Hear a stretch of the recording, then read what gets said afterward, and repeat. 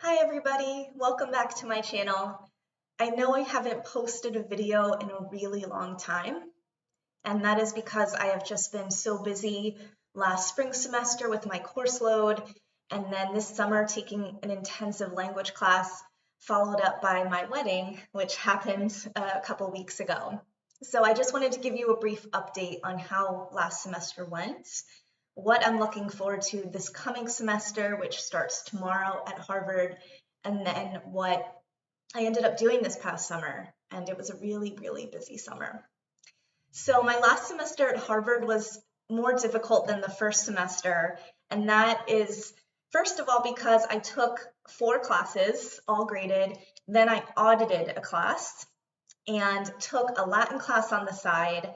Finally, I had to finish up coursework from my intersession winter class that I took at Hebrew College called Interreligious Leadership. So I was already bombarded with tons of homework and tons of coursework. I was basically doing homework every single day last semester. And then in addition to that, I spoke at a conference in Washington, D.C. It was hosted by the U.S. Conference of Catholic Bishops, and it was focusing on Hindu-Catholic dialogue. So I was invited to speak at that, which was great, but I had to leave a few of my classes for a couple days to go down to DC. And then the last reason why it was really difficult was because I got a little bit of pushback from some students in my classes when I shared my experiences of religious life and my experiences of Hindu Tantra. And I didn't realize it would be so controversial to have these experiences and share them in class. But I feel like those experiences taught me the value of remaining open-minded, learning how to speak to people in a respectful way, even if we disagree, and learning myself really how to take what was very negative feedback and sit with it, even if it made me very, very, very uncomfortable. And I think could have been said in a kinder way. So I learned a lot last semester, but it was not easy. And I was really glad to be finished when May rolled around. It was like I was checking off each day of finals until the final was finished. And I submitted that final paper online. It was like a big sigh of relief. I had a few weeks off just to kind of putz and to be a little bit of a couch potato. Finally, I started my language class in the summer.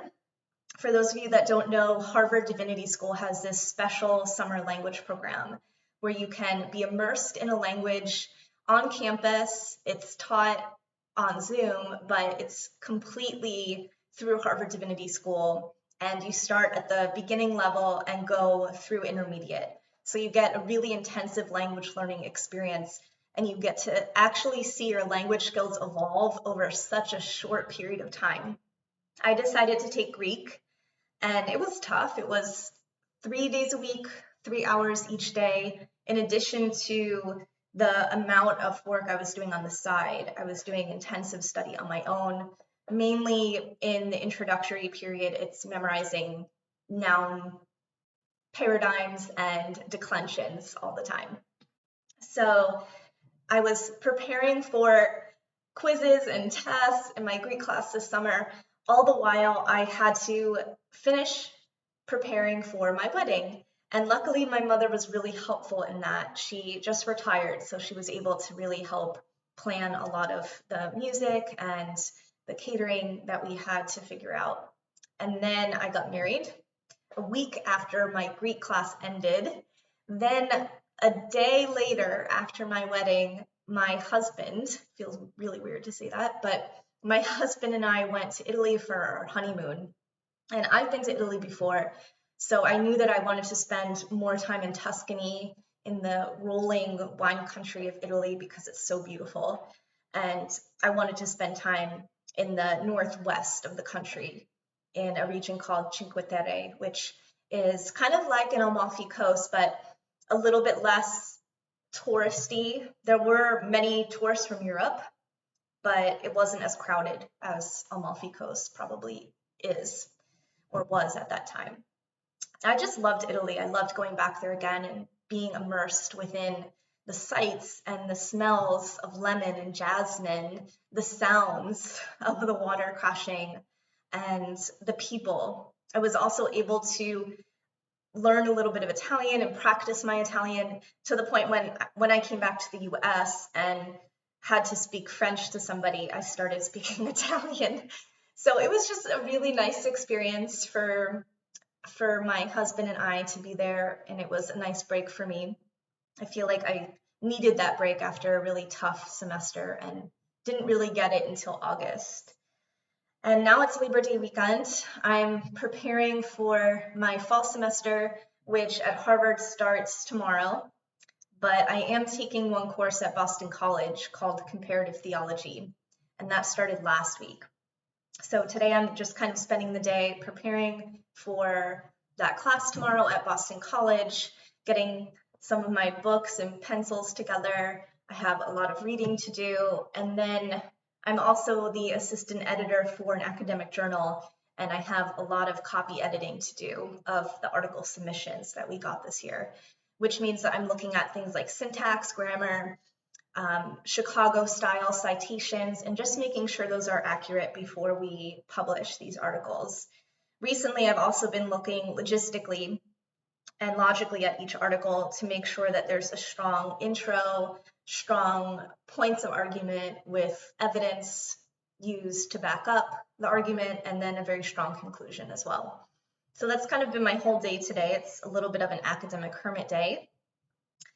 I am just so excited for my Boston College class. I feel like being in that class, it's a PhD seminar class, but being there amongst all these really intelligent people with diverse backgrounds and experiences will allow me to learn so much more.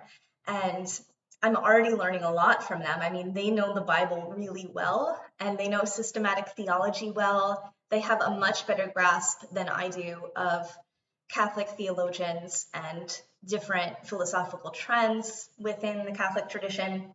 So I just feel like I'm going to learn so much, and I'm glad that I'm a small fish in a big pond and can really learn from my peers, not just my professor and from textbooks.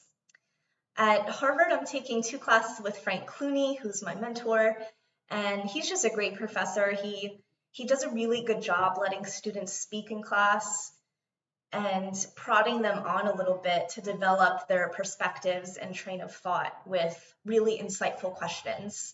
He doesn't make the class all about him. He makes the class about the student's learning experience. And I feel so comfortable being in his classes because I feel like I'm learning quite a lot and that a lot of different viewpoints are accepted there. And then my final class will be either Sanskrit or Greek. I would love to continue Greek. I just found it pretty easy to learn compared to Sanskrit at least. And I want to make sure that I continue with that language learning.